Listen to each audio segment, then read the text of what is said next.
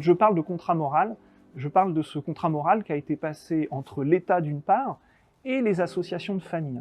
Il faut savoir que ce sont très majoritairement des associations de familles qui organisent des services aux personnes en situation de handicap. Et il y a 60 ans, ils se sont investis sans compter leurs heures, bénévolement, et le deal passé avec l'État, c'était vous donnez de votre temps, en contrepartie, on vous donne les moyens d'assumer cette mission, et quand vous serez, on va dire, au seuil de partir, quand vous mourrez, vous aurez l'assurance que votre enfant sera correctement pris en charge.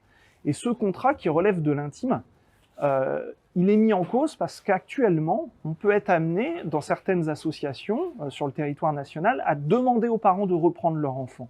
Ce qui peut être que inquiétant quand à 80 ans, vous êtes amené à devoir reprendre votre fils qui en a 55.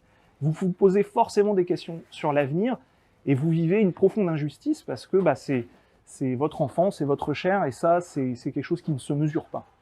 Il faut imaginer que une directrice générale, si elle s'aperçoit qu'elle ne peut pas assurer la sécurité sanitaire, la surveillance de nos enfants, il est évident qu'elle va dire « vous les reprenez ». Mais si on les reprend, bon, je mets de côté nos problèmes à nous, physiques, mentaux et ainsi de suite, que ça peut déclencher. Mais chez eux, ils seront malheureux. Ils seront malheureux, ils verront plus, ma fille verra plus son copain, la sienne non plus, ainsi de suite. Et donc en fait, on les enferme. C'est bien gentil. À une époque où on n'arrête pas de nous bassiner avec l'inclusion, on est en train de les enfermer chez eux. C'est ahurissant comme système, quoi. Je veux dire, on marche sur la tête. Quand moi, j'ai ma fille, elle a 7 ans, donc elle est toute petite. Et, elle n'a pas du tout eu le même parcours que les vôtres. Donc moi, ma fille, elle a la RIMOC, bien sûr, mais elle n'y est pas à plein temps, en fait. Elle est à l'école, elle est au centre de loisirs aussi. Donc, du coup, elle est 2 nuits par semaine à la RIMOC. Mais si elle a pu la RIMOC, eh ben, ça veut dire que je suis obligée, moi, de me réorganiser avec mes 2 autres enfants. Et tu es mariée? Et je suis pas mariée, donc voilà, tu es toute seule pour t'occuper de tes enfants? toute seule à m'occuper de mes enfants. Ah oui, d'accord.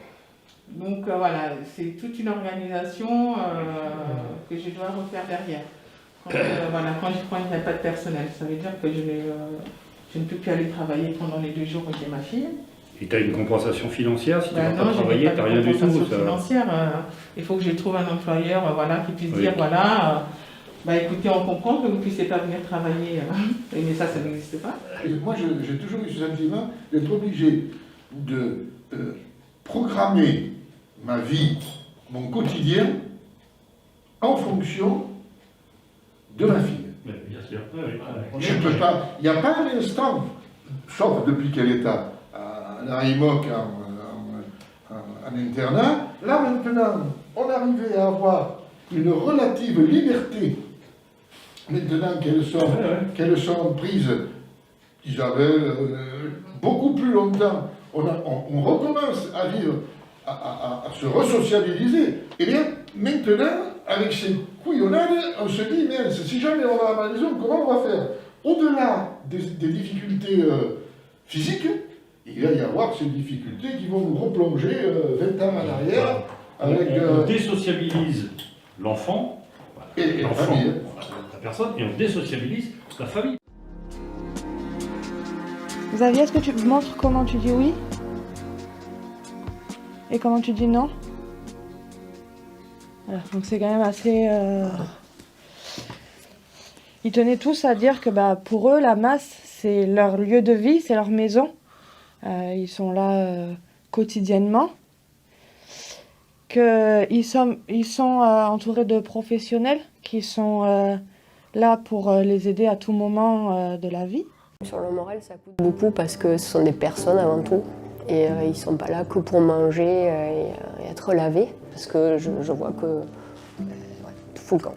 Tout fout le camp et ils ont plus cette vie-là. Et alors, ce qui est assez curieux, c'est qu'en parallèle, les lois sociales, c'est que ça.